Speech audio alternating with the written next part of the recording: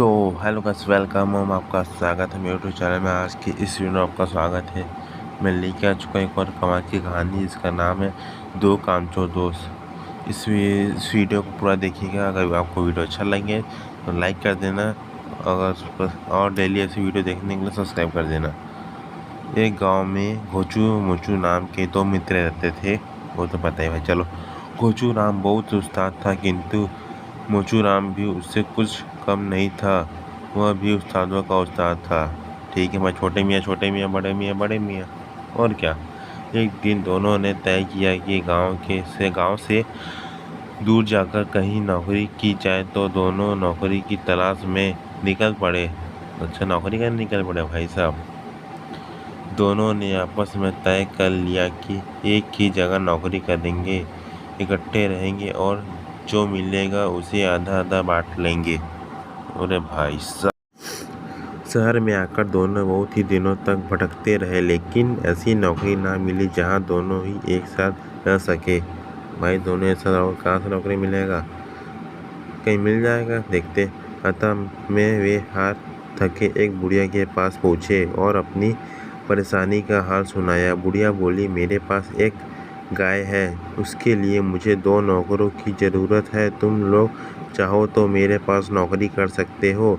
यह सुनकर दोनों बहुत प्रसन्न हुए और बुढ़िया के पास नौकरी करना स्वीकार कर लिया। भाई, नौकरी मिल गई दोनों को एक साथ, और क्या चाहिए। बुढ़िया बोली, देखो, एक आदमी दिन की नौकरी करेगा तो दूसरा रात की। दिन वाला जंगल में गाय को चराने ले जाएगा और रात वाले का काम यह है कि गाय के गोबर को नीचे गिरने नहीं देगा, साथ ही गोबर की सफाई भी करेगा। दोनों ने बुढ़िया की बात मान ली। घोचू राम ने दिन का काम संभाल लिया और रात भर ड्यूटी देने के लिए मोचू राम तैयार हो गया। एक बात होता है यार, घोचू राम को वो सुबह की लेनी थी यार, सही में। वो तो मैं फालतू का रात का ले लिया। शाम होते ही मोचू राम शौचालय के कमरे में घुस गया। गाय बार बार गोबर करती और वह तसले में उसे थाम लेता। रात भर वह तसला लेकर गाय के पीछे पीछे घूमता रहा। हो गया भाई, बोला इसलिए दिन का ले लेता तू। नींद से उसकी आंखें मूंदे लगी, किंतु डर था कि गाय जाने कब गोबर कर दे। वह सो ना सका। पर्याप्त होने तक वह थक कर चूर हो गया था। भाई, ऐसी ड्यूटी मिली आपको, क्या कोई बोलेगा। सुबह हुई। घोचू राम ने पूछा, कहो उस्ताद, रात कैसी कटी? घोचू राम बोला, उस्ताद जी, बड़ा मज़ा आ गया। मालूम ना पड़ा कि मैं कहाँ था। भाई साहब, इन लोगों की कहानी एकदम अजीब टाइप है। और रात निकल गई। अब घोचू राम की बारी थी। उसने गाय को गौशाला से निकाला और छड़ी लेकर उसके पीछे हो लिया। देखते देखते गाय खेत खलिहानों को लांघती हुई दूर निकल गई। वह पल भर भी कहीं नहीं रुकी। रास्ते में खेतों को चढ़ती हुई आगे बढ़ती जाती। घोचू राम उसके पीछे दौड़ता हुआ हाफ गया। उसका पसीना छूट गया। रास्ते में लोगों का नुकसान होने के कारण कई जगह उसकी पिटाई भी हो गई। तो भाई साहब, बेचारी की पिटाई। जगह जगह गालियाँ और धुतकार भी। धूप में मीलों दूर निकल जाने के बाद एक नदी के किनारे गाय रुक गई। उसने पानी पिया और घर लौटते हुए उसी तरह भागने लगी। पूरा भाई, गाय पानी पे निकल ली। उस बेचारे मोचू राम के हाथ ही नहीं आई।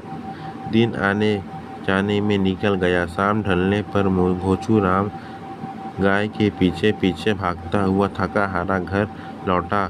शाम को मोचू राम ने हाल पूछा तो उसने बताया, गाय के साथ जंगल में जो मज़ा मिला उसका वर्णन नहीं हो सकता। भाई साहब, सुबह उससे पूछ रहा था, शाम को इससे पूछ रहा।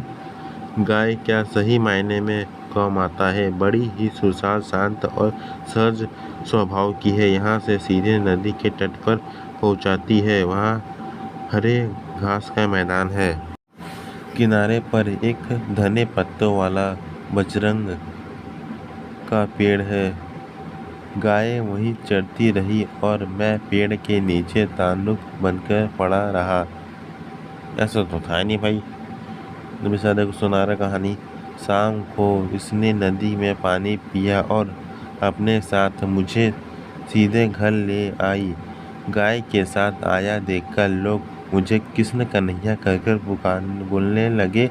वह क्या बात है। मोचू राम मन ही मन तड़प उठा और बोला, उस्ताद जी, एक दिन मुझे भी मौका तो मैं भी नदी के किनारे उस हरे भरे मैदान को देखना चाहता हूँ। वाह भाई वाह, अब उसको बलि का बकरा बना रहे सही में यार। गाय के साथ देखकर लोग मुझे भी कृष्ण कन्हैया कहकर बुलाने लगेंगे। सचमुच कितना मज़ा आएगा। घोचू राम चाहता था कि किसी तरह दिन की नौकरी से पीछा छूटे, इससे तो रात की नौकरी अच्छी है। वह बोला, क्यों नहीं, तुम चाहो तो हम आपस में नौकरी बदल ले। सुबह की नौकरी तुम करो और रात की वाली नौकरी ड्यूटी मैं कर लूँगा। वाह भाई वाह, इन लोगों को पता चलेगा। दोनों ने बात पक्की हो गई। अगले दिन जंगल जाते हुए घोचू राम बोला कि जंगल में केवल सोने का काम है, इसलिए चारपाई भी अपने साथ लेते जाओ। मोचू राम ने गाय को गौशाला से निकाला और चारपाई सिर पर रखकर उसके पीछे चला गया। छूटते ही गाय दुम दमाकर भाग निकली। मोचू राम सिर पर हाथ उठाए उसके पीछे दौड़ने लगा। सोचा रहा कि गाय सीधे नदी के किनारे घास के मैदान में पहुंचेगी, वहां जाकर अपना चारा लेगी और मैं ठंडे बरगद के पेड़ के नीचे घास बिछाकर मस्ती में पड़ा रहूँगा। कितना मज़ा आएगा, सोचता जा रहा था। सोच मत भाई, ये सच नहीं होने वाला। और गाय पवन वेग से भागती ही जा रही थी। लोगों के खेत खालियों को रौंदती हुई मोचू राम भी उसके पीछे भाग रहा था। तब मैदान आया, लेकिन मैदान का कहीं पता नहीं मिला। बरगद का पेड़ ही दिखाई नहीं दिया। उड़न खाब जंगल में सूखी झाड़ियों के बीच गाय के पीछे भागते हुए मोचू राम की बुरी तरह थक गया। दोपहर के बाद नदी के तट पर पहुंचकर गाय ने पानी पिया और उसी रफ्तार में वापस घर की तरफ भाग आई। शाम तक अपना उदास चेहरा लिए मोचू राम भी घर आ पहुंचा। बेचारी की हालत खराब हो गई। वह क्रोध में जला जा रहा था, किंतु घोचू राम मन ही मन मुस्कुरा रहा था। अगली सुबह रात की ड्यूटी देने के बाद घोचू राम गौशाला से निकला तो उसकी आंखें सूजी हुई थी, बदन थक कर चूर हो गया था। दोनों ने मिलकर सलाह की और अगले ही दिन नौकरी छोड़कर भाग निकले। इसलिए कहते हैं, जिसका काम उसी को सौंपे, कोई और कह दे तो ठेंगा बाजे। दोस्तों, ये कहानी पढ़ने के लिए धन्यवाद। अगर आपको वीडियो अच्छा लगे तो लाइक कर देना। अगर और ऐसी कहानी सुनने के लिए चैनल को सब्सक्राइब कर लेना। आपको टाइम टू टाइम वीडियो मिलती रहेगी।